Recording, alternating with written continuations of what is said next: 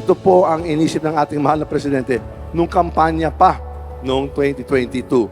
Gusto talaga niya dalhin yung gobyerno sa taong bayan. Kaya kung minsan, meron tayong mga kababayan na naiiwan kasi nahihirapan sila pumunta sa mga opisina, sa mga tanggapan ng mga ahensya ng ating gobyerno. Kaya ito po ang sinasabi niyang whole of government or total government approach.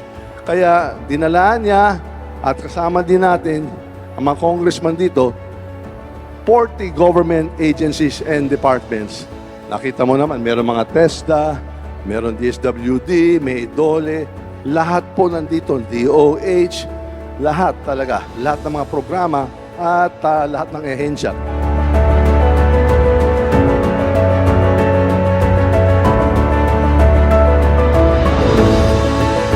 Kami po ang gumagawa ng national budget na prinisenta sa atin ng ating presidente. Kami nagre-refine, nag-amend, at kami nagpa-prioritize. At siyempre, kailangan maging saksi po kami sa pag-download sa implementasyon.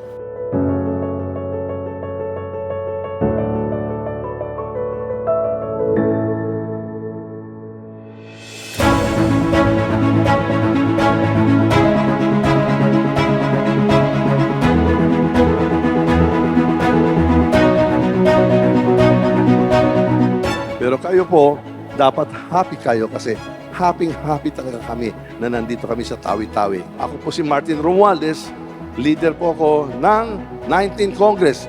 At itong mga kongresista na to, kasamahan ko, mga ni-mates ko kasi lahat ito teamwork. Kung wala sila, wala talaga tayong magagawa.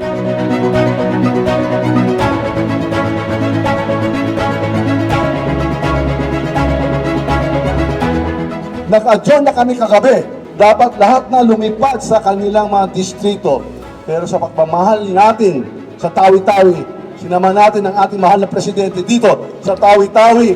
At dito, ilulunsad natin ang CARD program, our Cash Assistance Rice Distribution Program. Ngayong araw, may 5,000 na beneficiaries na makatanggap na 3,000 pesos in cash at rice distribution ng well-milled quality.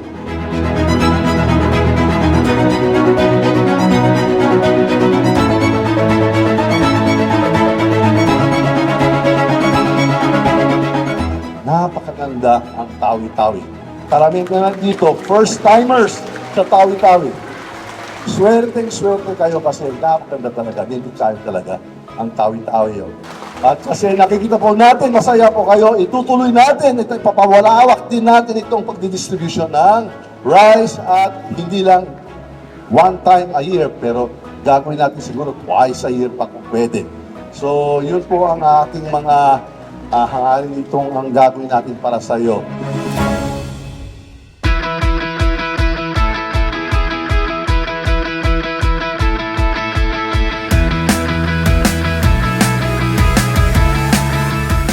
Kami po handang-handa maglingkod, handang-handa kami magsilbi, at handang-handa kami makinig. Kaya nandito lahat mga kongresista kasi gusto nila makita at madidig yung mga boses ninyo kung ano ang mga kailangan nyo.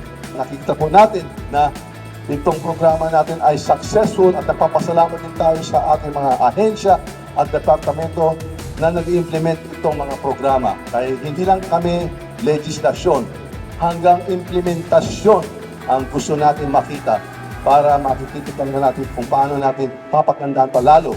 How do we improve the system para lalo gaganda ang servisyo natin sa iyo.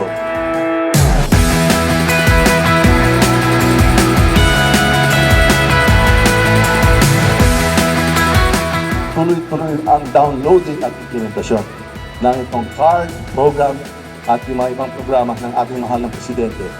On behalf of the 19th Congress, ako po si Martin Romualdez, leader po ng Kongreso.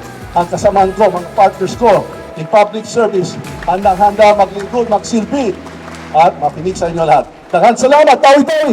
Mabuhay po kayo lahat!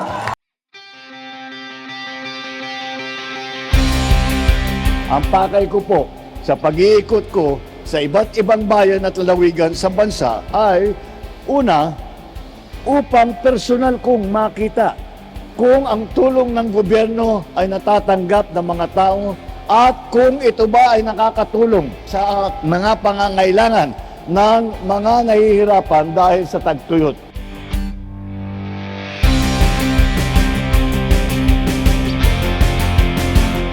Sa pagtutulungan at pakikiisa ng bawat isa sa inyo ay patuloy na uusbong ang kapayapaan at lalong uunlad ang ating bayan. Ako po ay tunay natutuwa sa kapayapaan na inyong tinatamasa ngayon. Upang pagtibayin ito, masaya kong ibinabalita na ang inyong pamahalaan ay patuloy na magsasagawa ng mga proyekto para sa inyong kaunlaran. Alam naman natin na ang BARM ay nasa state of calamity dahil sa El Nino. Nais kong ipaalam sa inyo na nagsisikap ang inyong pamahalaan upang mabawasan ang tindi ng epekto nito sa ating pang-araw-araw na buhay. Sa lahat ng ahensya ng pamahalaan na nandito, mula sa mga pinuno hanggang sa bawat empleyado, sisiguraduhin po namin na makakarating ang lahat ng tulong, programa, oportunidad sa ating mga mamamayan.